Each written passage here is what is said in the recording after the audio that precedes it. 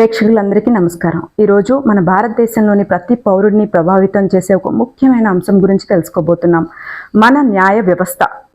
భారతీయ చట్టాల్లో పునాదులు బలంగా ఉన్నప్పటికీ కాలక్రమేణా వచ్చిన మార్పులు సమాజంలోని అవసరాల దృష్ట్యా సంస్కరణల కోసం ఏ ముఖ్యమైన రంగాలు ఎదురుచూస్తున్నాయి? భారతీయ న్యాయ వ్యవస్థ ఎదుర్కొంటున్న నిరంతర సవాళ్లలో ఒకటి పెండింగ్లో ఉన్న కేసులు, వాటి భారీ సంఖ్య. ఉతకాల్సిన మురికి బట్టలు మూటలు లైన్ కట్టి వాషింగ్ మిషన్ ముందు మురికి సంగతి ఏమో కానీ బట్టలు చీకిపోయి పాడేసి దశకి వెళ్ళిపోతున్నాయి. వేరియస్ లెవెల్స్లో లక్షల కేసులు పెండింగ్లో ఉండడం వల్ల న్యాయం అందడంలో చాలా ఆలస్యం జరుగుతుంది.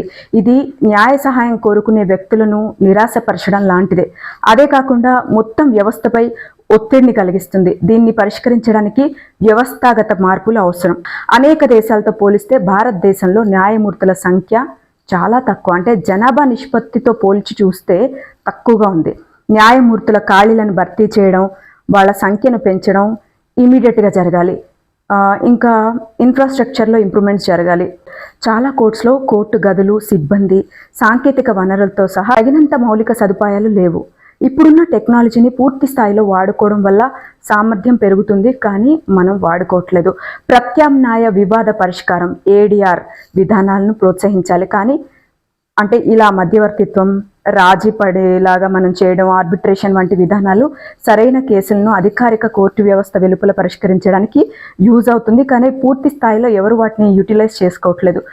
కోర్టులపై భారం తగ్గుతుంది, మీడియేషన్ తీసుకోండి అన్నా కూడా ఎవరు ముందుకు రావట్లేదు. FIRల డిజిటలైజేషన్, కేసు నిర్వహణ వ్యవస్థలపై ఇప్పుడిప్పుడు వస్తున్న ఇంప్రూవ్మెంట్స్ అప్రిషియేట్ చేయాల్సిందే. భారతదేశంలోని క్రిమినల్ లాస్, భారతీయ న్యాయ సంహిత 2023, భారతీయ నాగరిక సురక్షా సంహిత 2023, భారత సాక్ష్య అధినియం 2023తో గణనీయమైన మార్పులకు గురయ్యాయి. ఇవి వలసవాద కాలం నాటి Indian penal code, code of criminal procedure, Indian evidence యాక్ట్లను ఎన్నో ఏళ్ల తర్వాత మార్పులు జరిగాయి. అది కూడా పెద్ద పెను మార్పులు ఏం కాదు, పేర్లలో సెక్షన్లలో కొన్ని తేడాలు, అంటే తారుమారు తక్కరమారులాగా జరిగాయి అంతే. అయితే ఇందులో సకాలంలో రెస్పాండ్ అవ్వడం, ఇప్పుడు ఎగ్జాంపుల్ రేప్ విక్టిమ్ వాంగ్మూలాన్ని పారదర్శకత కోసం పోలీసులు ఆడియో వీడియో ద్వారా నమోదు చేయడం, మహిళలు, చిన్నపిల్లలపై నేరాలకు గురైన బాధితులకు అన్ని ఆసుపత్రుల్లో ఉచిత ప్రథమ చికిత్స వైద్యం తప్పనిసరి చేయబడింది. ఇలాంటి సత్వర స్పందన విషయంలో ఇంకా చేంజెస్ రావాలి. సైబర్ నేరాల పెరుగుదలను గుర్తించి ఆ నేరగాళ్లను పట్టుకోవడం కోసం ఇంకాస్త ఆధునిక టెక్నాలజీని పోలీసులు వాడగలగాలి.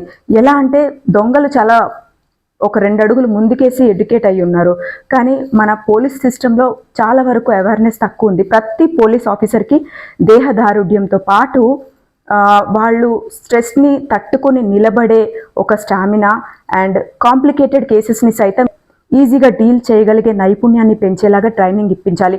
కొత్త చట్టాలు, ఈ cyber bullying, cyber stacking, cyber terrorism లాంటి నేరాలను పరిష్కరించడానికి పోలీస్ సిస్టమ్ ట్రైన్ అవ్వాలి. ఎప్పటికప్పుడు అప్డేట్ అయి ఉండాలి. ప్రజలకు అవగాహన కల్పిస్తూ ఉండాలి. సైబర్ నేరాలకు ఇమ్మీడియట్గా రెస్పాండ్ అవ్వాలి. ఉగ్రవాదం, మూకదాడులు ఇలాంటి కార్యక్రమాలు ఎక్కడ సీడు వేసుకుంటున్నాయో వాటి స్థావరాలు ఏంటో తెలుసుకోగలిగేలాగా పోలీస్ సిస్టమ్ పెద్ద మొత్తంలో మంచి డ్రోన్స్, అంటే టెక్నాలజీని పూర్తిగా వాడుకుంటే నేరాలు తగ్గుతాయి. మనకు పోలీసు వాళ్ళకి ఎక్కడ ఏ నేరం జరుగుతున్నా ఫీడ్ వెంటనే అందేలాగా టెక్నాలజీని ఫుల్ ఫ్లెడ్జ్డ్గా వాడుకోవడం జరగాలి. డిజిటల్ సాక్ష్యాలపై ఎక్కువగా దృష్టి పెట్టిన నేపథ్యంలో డిజిటల్ సీక్రెసీ కూడా ఇంపార్టెంట్. అంటే కొంతమంది ఫోన్లు ట్యాప్ చేయడము, లేకపోతే పోలీస్ వాళ్ళు వాటిని వేరే వాళ్ళకి ఇవ్వడము ఇలాంటివి జరగకోకుండా భారత లా కమిషన్ ఇంకా పనిచేయాలి. కాలం చెల్లిన, అనవసరమైన లేదా వివక్షాపూరితమైన చట్టాలను గుర్తించడానికి, రద్దు చేయడానికి చట్టాల పుస్తకాలను క్రమం తప్పకుండా సమీక్షిస్తూ ఉండాలి. లా కమిషన్ సిఫార్సుల ఆధారంగా 1500 కంటే ఎక్కువ కేంద్ర చట్టాలను రద్దు చేయడం ఒక సానుకూల పరిణామంగా అనొచ్చు. ప్రస్తుత సామాజిక వాస్తవాలు, ఆర్థికాభివృద్ధి, సాంకేతిక పురోగతులను, మారుతున్న కాలాన్ని బట్టి పాత చట్టాలను సవరించాలి. న్యాయస్థానాలంటే భయపడే ప్రజలకి న్యాయ వ్యవస్థపై ప్రజల విశ్వాసాన్ని పెంచాలి అంటే అన్ని స్థాయిల్లో ట్రాన్స్పరెన్సీ, జవాబుదారీతనం పెరగాలి. ఏం జరుగుతున్నా ప్రజలకు తెలియాలి. వాళ్ళ భాషల్లో మన దేశ చట్టాలు అర్థమయ్యే విధంగా తర్జుమా జరగాలి. ఈ filing, online case tracking, virtual విచారణలు పెరగాలి.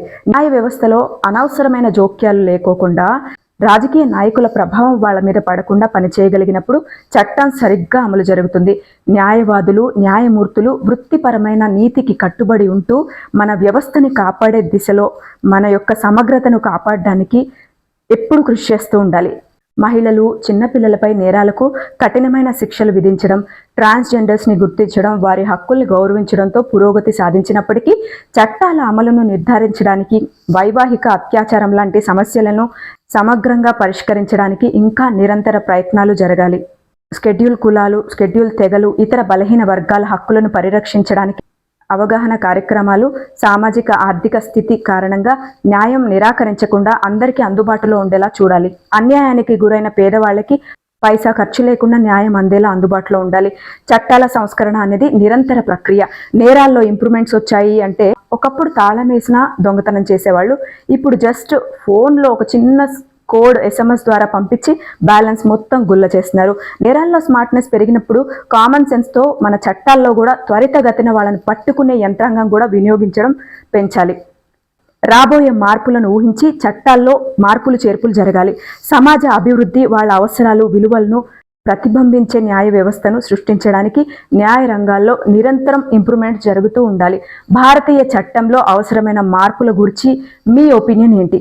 మీ అభిప్రాయాల్ని కామెంట్స్లో తెలియజేయండి. ఈ వీడియో మీకు యూస్ఫుల్గా అనిపిస్తే దయచేసి లైక్ చేయండి, షేర్ చేయండి. మరింత విశ్లేషణాత్మక కంటెంట్ కోసం సబ్స్క్రైబ్ చేయండి. Thank you. మీ దుర్గా.